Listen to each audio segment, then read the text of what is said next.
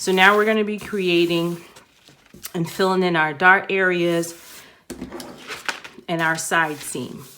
So for point J to M, and that is,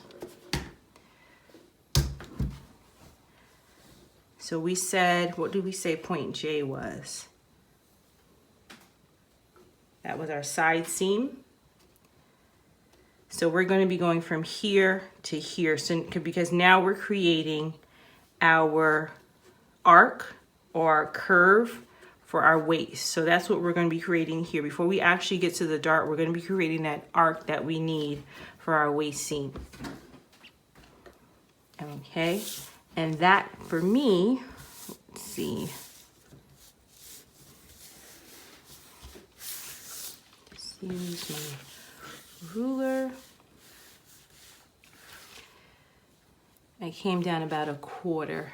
So from J, I came down, because remember these have arches, so I came down to about a quarter, and then I just labeled that M. So from point J to point M, you can see it, it was just down to about a quarter. And that's how I'm gonna use to create that arc that we have, the waist arc. So from M, I went up about 9 1/4 to create my side seam. So from point M, we're gonna go 9 1/4.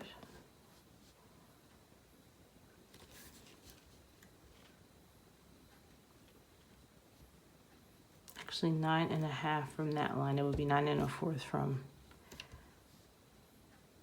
J. So 9 1/2 from M. And I'm just gonna go up.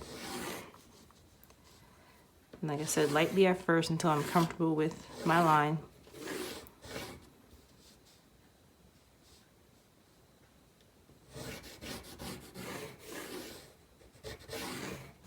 And then I'm gonna mark that N. Okay.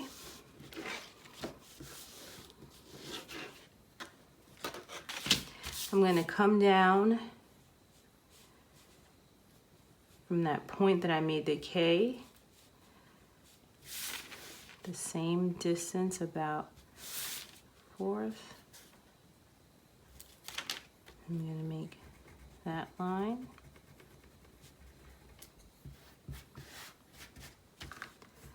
And these are gonna be a guide for my legs. So I'm gonna also come to point I and come down same distance.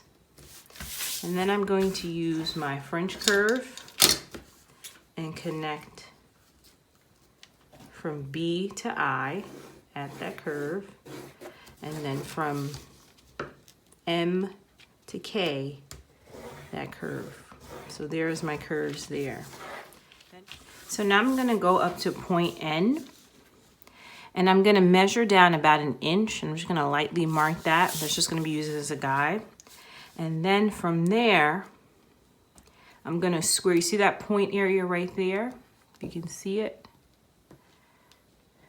I'm gonna go down that inch, and then I'm gonna just move my pencil without making an actual line until I get right into the middle of L.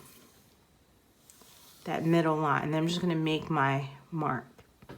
This is gonna be point O right here. So you go, that's a Q, but I mean for it to be an O. So you go to point N, you drop it down 1 inch, and then use your grid ruler to use point N, that 1 inch drop, and then you just run your ruler straight across and then mark at that point. So mine comes in, let's see. For me, it was 6 inches in. And I'm gonna use that to create my legs for my dart. So I'm gonna connect point I to point O, even though it looks like a Q. That's gonna be my first leg, and then I'm gonna connect over here to that green point on K, and then I'm gonna move that there.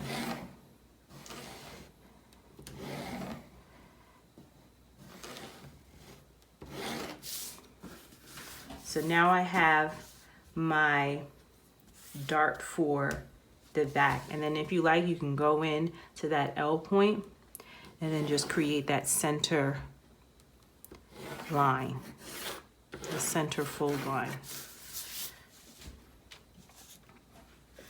Okay, so now let's move on to creating our shoulder dart and working on our shoulder seam area.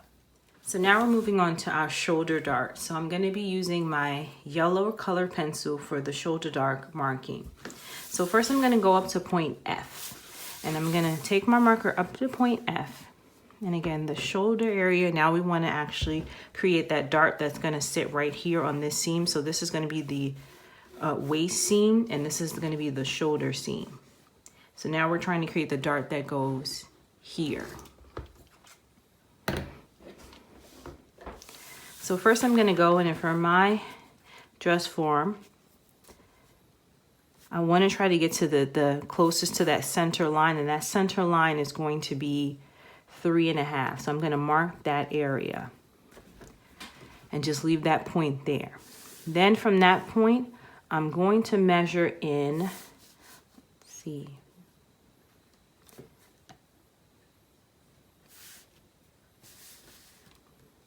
about a 1/2 inch. So I'm going to leave this open about a 1/2 inch. And those are going to be the opening points on my dart. So remember here where we had F to H and H extended a little bit, that's going to be helpful to us to create that shoulder area, that shoulder arc. So with these points, I'm going to come up about 1/4 and then just make a line there. And I'm going to use the pencil to sort of like back up that line so you can see it. And then I'm going to do the same thing on this side. I'm just going to add that 1/4 there, and then I'm going to use this to back it up so you can see it. So as you can already start to see what this is going to look like. So using those lines, I'm going to take point F and connect it to that top line at a diagonal. And then sort of just attach that there. And I'm going to do the same thing with H. So H is going to be just, I'm going to say, instead of, if that was 1/4, we're going to make this an 1/8. And you're going to make this an 1/8 above it. So it has a slight slant. That there to mark it. So if this was a 1/4, this was about an 1/8. So I'm just going to put 1/4, 1/4, and we're going to put 1/8 here. And then I'm just going to connect that. Connect here, add those backup lines.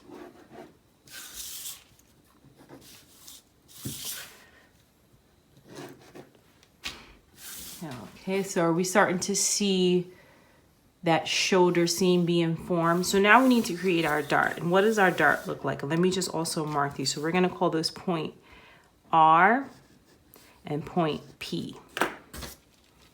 So this is going to be point R and point P, because we like to use our points. They're very helpful for us to figure out where everything belongs. So now we need to take our ruler, and we're going to go right in the middle of that dart. And we're going to create dotted lines to let us know that there should be some symmetry between this dart and this dart. Remember, they're going to be on the same sort of line, but there's also a bit of a curve to it. So I'm just going to take it to the center. You can eyeball it, or you can get the exact measurements. I'm just going to eyeball it for now. And then I'm just going to keep pivoting until I get it about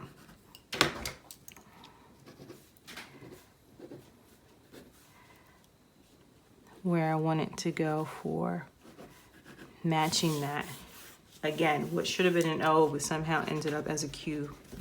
The slip of my hand. Okay, so now you can see, because we want to make sure that our dart, unless it's intentional, we want to make sure that our dart is going to sit on that princess seam. So unless we want it to have the dart be someplace else, we want to make sure that it aligns. Okay, so in order to get that dart to have its ending point, I'm going to go to the top of R and I'm going to measure down to about 4 inches. So from the top of R, I'm going to measure down 4 inches, and I'm just going to put a point there, and we're going to call that point Q. That's actually going to be the Q.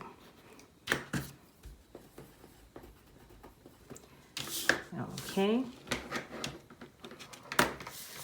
Now, in order to get our across, like we did for the front, we have that across the back measurement that we want, and that's going to be our S to T line. So how do we get that line? In order to get S to T, I'm first going to go up to point D, and I'm going to measure down about 5.5 inches. So I'm going to go to point D and measure down 5.5, and I'm just going to make my little mark there. I'm going to label that S. And then I'm going to go straight across. So again, making sure that those lines are even. I'm going to go straight across.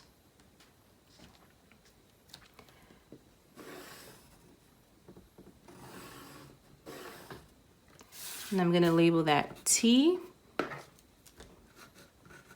And for me, that was 8 5/8. So that was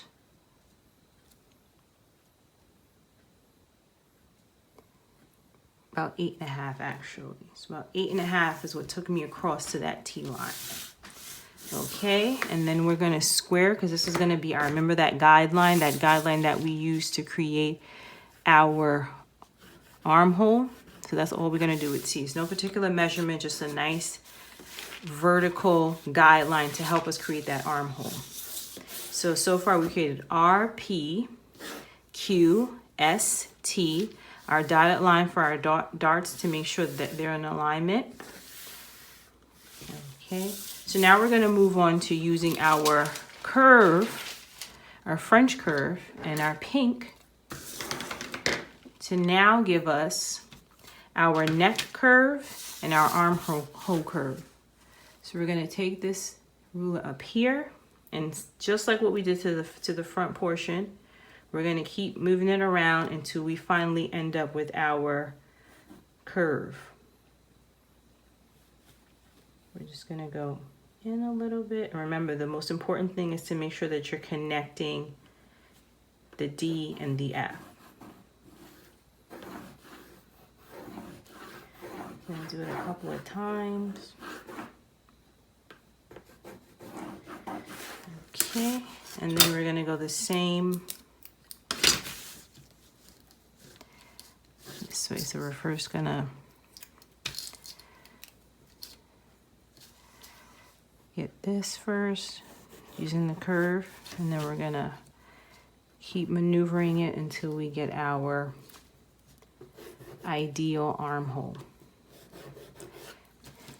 And once you've got the hang, and once you feel really comfortable with creating the blocks, what you're going to do is for yourself, now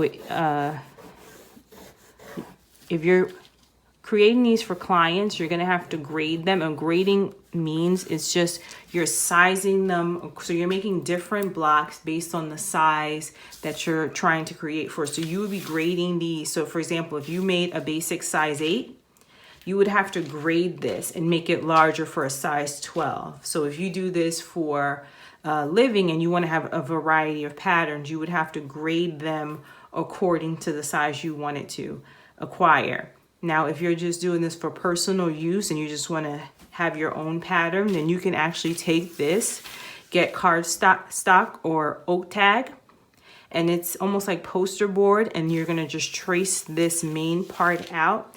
And instead of redoing this entire pattern from scratch, you're just going to use this basic pattern that you created, or what we call a sloper, and use it as your working pattern. And instead of, again, having to go through all this to make a pattern, you can just retrace that and work from there as your base, and then alter it for the design that you want. But it's important that you understand the techniques that are involved with creating your own pattern, because once you know how to create your own pattern, it's going to be all the more easier to adjust the pattern based on what design you want to achieve. So now we're going to move on to actually altering this pattern so that we can create the back portion of our design. Thanks for watching. Be sure to like and subscribe. Videos are uploaded weekly covering dressmaking, fashion, lectures, and more.